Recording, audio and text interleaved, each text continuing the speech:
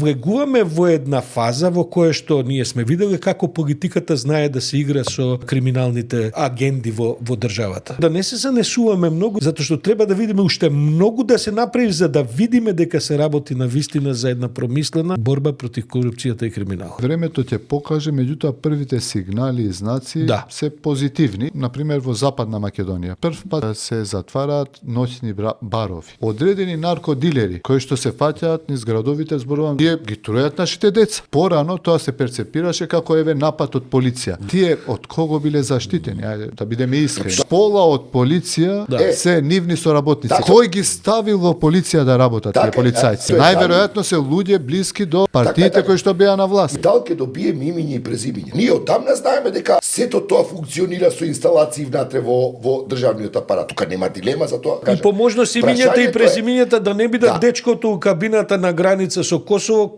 полицајчето. Со години ги провалуваат сите акции за борба против корупција.